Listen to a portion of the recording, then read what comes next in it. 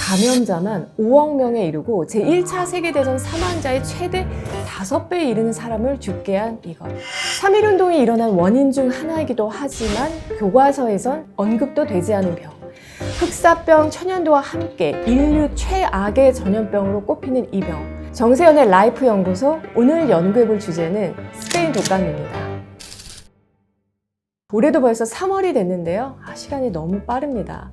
올해 여러분께 조금 더 도움이 될 만한 이야기들을 좀 전달드리고 싶어서 새로운 컨텐츠를 만들어 보기로 했어요. 재밌는 이야기로 채워볼 테니까 많은 관심 부탁드립니다.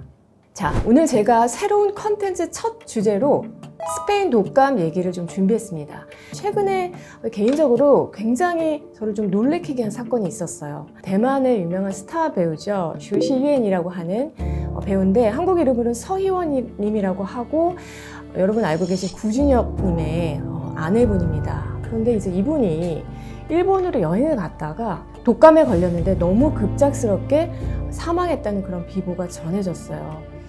너무 가슴이 좀 아픕니다. 요즘 감기도 독하고 독감도 정말 많고 그리고 후유증도 굉장히 길어요. 자, 그런데 1918년도 제1차 세계대전 시기에 바로 그 인플루엔자 A형 바이러스 때문에 세계가 난리였다는 사실 여러분 알고 계신가요? 인플루엔자 A형 바이러스의 변형인 H1N1 바이러스에 의해서 세계적으로 유행한 독감, 이른바 스페인 독감이란 게 있었어요. 자, 증상은 독감이나 폐렴 증상과 비슷한데 폐가 심각하게 망가져서 산소 공급이 잘 안 되기 때문에 피부가 푸르게 괴사하는 증상까지 보이는 굉장히 무서운 독감인데요. 명칭만 보면은 스페인에서 창궐했을 것 같잖아요. 사실은 스페인 독감은 스페인에서 시작된 게 아닙니다. 여러분, 그때가 전쟁 중이었어요. 1차 세계대전.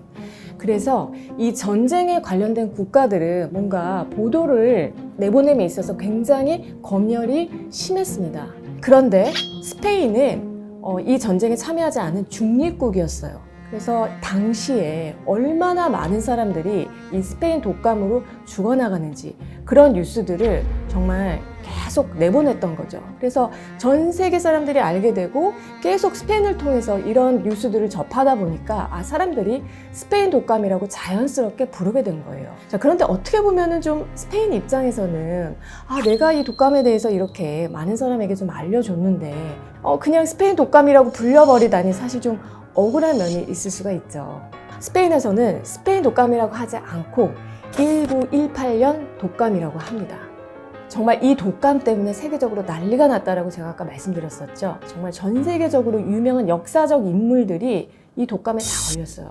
간디, 월트 디즈니, 그리고 세계적인 대무농, 카프카, 그리고 미국으로 치면 대통령도 28대 대통령이 우드로 윌슨, 또 32대 대통령 프랭클린 루즈벨트 대통령도 독감에 감염이 됐었고요.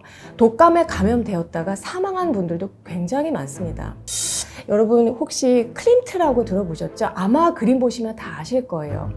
이 클림트도 역시 독감에 걸려서 사망을 했고요. 그리고 그 뒤를 이어서 또 다른 오스트리아 비엔나의 천재 화가였던 에곤 슐레도 사망하게 되었어요. 근데 너무 안타까운 건 이 아내가 임신 중이었어요. 그래서 이 세 가족이 앞으로 이제 지낸 어떤 행복한 생각들을 하면서 이제 그런 것들을 그림으로 그렸는데 아내는 임신 6개월 때 이 독감에 걸려서 사망을 하게 된 거고 그리고 나서 본인도 3일 뒤에 그냥 죽게 됩니다. 진짜 온 가족이 그냥 몰살이 되었다고도 할 수가 있죠. 도대체 얼마나 많은 사람들이 이 독감으로 사망했을까요? 자, 당시에 세계 인구는 약 17억 명이었어요. 그런데 스페인 독감 감염자만 약 5억 명이었고요. 자, 사망자 수 최소 1,700만 명에서 최대 5천만 명에 이릅니다. 어마어마하죠. 이거는 전체 세계 인구의 1에서 한 3%에 해당이 되는 거예요. 1차 세계대전으로 사망한 사람이 900만 명이었거든요. 그러니까 이 전쟁으로 사망한 사람보다 최소 2배에서 5배에 이르는 사망자 수라는 거죠. 그럼 이 스페인 독감은 우리나라에 얼마나 영향을 미쳤을까요? 이게 정말 여러분 뜬금없는 얘기처럼 들리실 수 있지만 이 스페인 독감이 우리나라에서는 3.1운동의 원인 중에 하나였습니다. 아니, 독감하고 3.1운동하고 무슨 상관이냐. 일본이 우리나라를 식민지화했던 가장 큰 명분이 뭐였냐면요, 위생 문제였어요. 우리나라 위생이 형편없었다는 거예요. 그걸 계속 공격했거든요. 그래서 조선인은 스스로 개화할 능력이 없기 때문에 우리가 통치를 해서 우리 통치 지배 하에 조선을 건강한 사회로 만들겠다. 이게 그들의 명분이었어요. 자, 이런 상황에서 1차 세계대전이 발발을 했고 세계대전에 참가했던 일본군이 조선으로 들어오면서 이 전염병이 번지기 시작한 거예요.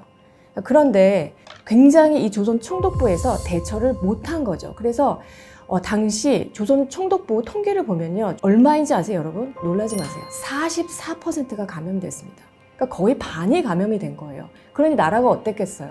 충청도, 예산, 홍성 쪽에서 정말 이 시체가 무더기로 나왔고요. 수학을 해야 되잖아요. 그런데 수학할 사람이 없어서 아무것도 그냥 못하는 상태였고, 그리고 이제 백범일지를 보면은 김구 선생님도 상해 있을 때 이 스페인 독감에 감염이 되어서 이제 치료를 받았다는 기록이 있습니다. 대처도 잘 못한 상황에서 일본은 너무나 어이없게도 그 탓을 조선에게 하는 거죠. 너희가 위생이 너무 형편없어서 이렇게 된 거라고 이제 얘기를 하니까 그동안 이제 쌓아왔던 것들이 폭발을 한 거죠. 그래서 이제 그런 분노와 함께 결국은 이것이 다음 해 3.1운동으로 이어지게 됩니다. 몇 년 전에 코로나19가 세계적으로 유행을 했었는데 그때 어떻게 하고 다녔는지 다 기억나시죠? 저희가 사회적 거리두기도 정말 철저하게 하고 마스크도 다 의무적으로 착용을 했죠. 또 감염이 되면은 뭐 격리도 했잖아요. 그래서 다 긴장들 하고 이제 그랬었는데 이렇게 막 또 제한을 하다 보니까 자영업자분들도 너무 힘들었고 그래서 그냥 나라가 전체적으로 너무 암울하고 우울하고 힘들었어요. 그런데 100년 전에 스페인 독감 때도 사회적인 상황이 너무나 비슷했습니다. 거의 코로나19하고 평행 이론일 수준일 정도? 수치를 한번 볼게요. 코로나19는 2024년 기준으로 약 7억 7천만 명 감염, 그리고 사망자는 약 700만 명. 반면에 스페인 독감은 어때요? 약 5억 명 감염되었고요. 사망자 수는 최대 5천만 명입니다. 스페인 독감이 유행했을 당시에 방역 대책은 어땠는지 좀 보면은요. 100년의 차이가 있었음에도 불구하고 지금과 크게 다르지 않았다. 마스크 착용이 그때도 의무화돼 있었어요. 그리고 해외에 오고 가는 어떤 그런 상황에 있어서도 입국 조치, 입국 금지 조치를 내린 국가도 있었고요.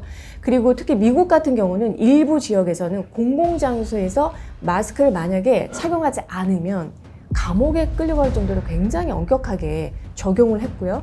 그리고 마스크를 쓰지 않으면 대중교통수단 탑승하는 것도 불가능했다고 합니다. 코로나 때와 정말 비슷하죠. 이렇게나 무서운 전염병이었던 스페인 독감이 어떻게 종식이 됐을까요? 사실 명확하게 밝혀진 바는 없습니다. 단지 여러 가지 추측이 있는 상황인데요. 결국은 시간이 흐르면서 집단 면역이 형성이 되고 바이러스가 변이하면서 종식된 거 아닌가 하는 그런 시각이 가장 우세해요. 바이러스는 생존에 점점 유리한 방향으로 끊임없이 변이를 하는데 변이하면서 대체로 감염력은 높아지고 치사율은 낮아진다는 게 정설이에요. 바이러스도 수를 늘려서 세력을 유지하는 게 가장 최우선일 거 아니에요. 그런데 만약에 숙주가 다 죽어버리면 굉장히 불리하겠죠. 그래서 숙주를 다 죽이는 것보다는 오히려 더 많이 퍼뜨리는 쪽으로 점점 변이를 한다는 거죠. 코로나19가 2020년대 초반 국제적 공중보건 비상사태를 선언할 정도로 세계적인 피해를 입혔음에도 불구하고 스페인 독감에 비하면 애송이라는 말이 나올 정도인 만큼 인류 역사상 최악의 전염병이라는 것. 정말 놀랍게도요. 스페인 독감을 겪고 또 코로나까지 이겨낸 정말 불굴의 할머니도 계십니다. 이태리의 아다 자누소라는 할머니신데요. 이태리의 최고령 확진자로 입원을 한 후에 완치 판정을 받았는데요. 이분은 약 100년 전에 스페인 독감도 이겨낸 경험이 있는 분이에요. 이 할머니는 정말 나을 거라는 믿음이 병마를 이겨내게 해줬다라고 인터뷰를 했습니다. 누구나 감기에도 걸리고 병에 걸릴 수 있지만 중요한 것은 우리가 병에 걸렸을 때 그것을 어떻게 이겨내느냐 하는 그런 방법과 마음가짐이에요. 이 면역력이라는 것이 도대체 어떻게 해야 강해지는 걸까요? 면역력이 키운다고 키워지는 걸까요? 그리고 강할수록 좋은 게 맞는 걸까요? 여러분, 면역력은요, 무조건 높다고 좋은 게 아닙니다.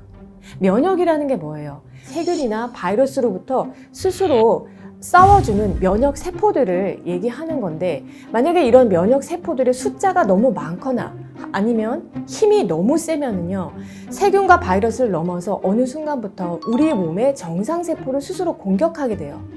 그러면서 불필요한 염증을 일으킬 수가 있는데, 이것이 더 발전이 되면 여러분이 잘 알고 계시는 여러 가지 다양한 자가 면역 질환으로 이어질 수가 있습니다. 그래서 면역은 무조건 높은 게 좋은 게 아니다. 면역을 내 몸이 그때그때 상황에 맞게 스스로 조절하는 그 힘을 키워주는 게 포인트라는 거죠.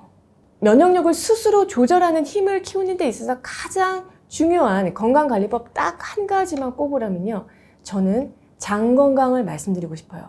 왜냐하면 면역세포의 70%가 여러분 장에 있습니다.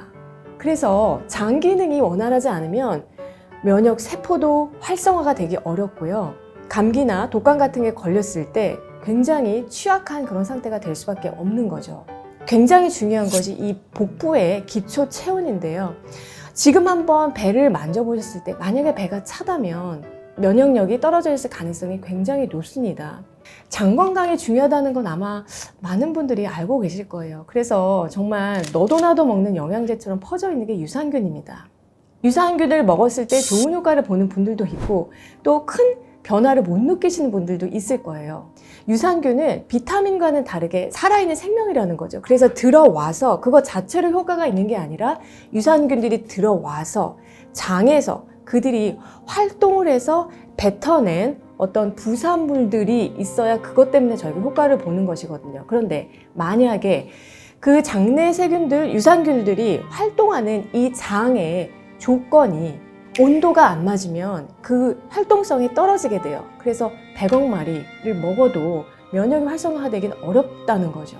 많은 분들이 면역력에 좋다고 홍삼을 먹기도 하는데, 홍삼을 먹으면 면역력이 무조건 좋아지는 걸까요?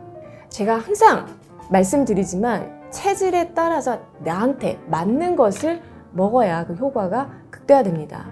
자, 만약에 내가 손발도 차고 아까 배도 차고 그런 냉한 체질이라면 홍삼이 도움이 될 수 있어요. 또 이런 체질이라면 생강, 또 여러분 잘 알고 계신 계피라든지 꿀 같은 그런 음식도 장을 따뜻하게 만들어주면서 면역력을 활성화하는 데 도움이 되고요. 그런데 반대로 몸에 굉장히 열이 많은 체질이다, 이런 분들도 많거든요. 이런 분들은 홍삼이나 인삼을 지속적으로 먹는 것이 면역력에는 크게 도움이 되지 않을 수 있어요. 오히려 두통이나 피부 트러블 같은 그런 부작용이 생길 수가 있기 때문에 좀 주의할 필요가 있습니다. 그래서 인삼이나 홍삼보다는 오히려 서늘한 성질이 있는 더덕이라든지 배, 도라지 같이 여러분이 딱 봤을 때 이 음식의 식품의 색깔이 하얀색을 띠고 있는 그런 흰색을 띠는 컬러푸드를 드시면 면역력 관리에 훨씬 도움을 받으실 수가 있어요. 체온이 우리는 보통 한 36.5도 정도 이제 된다라고 알고 있는데, 사실은 아침에 일어나서 아무것도 하지 않은 상태에서 그냥 누워서 체온을 쟀을 때 그 36.5도보다 훨씬 더 저체온인 경우도 많습니다. 이 얘기는 즉슨 기초 체온이 내가 모르는 사이에 굉장히 떨어져 있는 사람들도 많다는 거예요. 우리 몸의 기초 체온을 올리기 위해서 가장 쉽게 할 수 있는 방법은요, 아침에 일어나자마자, 그러니까 나의 기초 체온이 가장 낮았을 때 그때 따뜻한 물 한 잔을 먹어주는 거예요. 그 습관 하나만으로도 여러분이 하루, 이틀, 3일, 일주일만 하셔도요, 몸이 달라지는 것을 느낄 수가 있습니다. 한의학은 백신 접종 같은 개념이 없지 않나, 그럼 전염병을 어떻게 과거에 다스렸을까, 이렇게 궁금하시는 분들도 있으실 것 같은데, 사실 한방치료는 전염병 치료에서 시작되었다고 해도 과언이 아닙니다. 감염병에 대한 치료법도 감기나 오늘 말씀드린 스페인 독감 같은 그런 종류와 또 다른 편으로는 콜레라, 장테푸스 같은 그런 열대지방의 감염병으로 나누어서 그 치료가 세분화되어 있어요. 그래서 결론적으로 양방치료의 핵심은, 비유를 하자면 총이나 미사일을 쏴서 세균이나 바이러스를 박멸하는 데 있다면, 한의학에서는 감염병 치료제가 특정 바이러스 퇴치제가 아니라 우리 몸이 사기와 잘 싸울 수 있는 상태를 만들어주는 것에 초점을 둔다는 게 특징입니다. 1918년 전 세계에 죽음의 공포를 전파한 스페인 독감, 헤아릴 수 없는 사람을 사지로 몰아넣은 후에야 끔찍한 참상이 멈췄습니다. 혹자는 이 질병이 전쟁을 끝냈다고도 하죠. 인류는 다시 앞으로 나아갈 수 있었지만 100년 후 또다시 비슷한 역사를 반복했습니다. 다시금 팬데믹이 도래했을 때 우리가 해야 할 일은 무엇일까요? 지금까지 정세현의 라이프 연구소였습니다.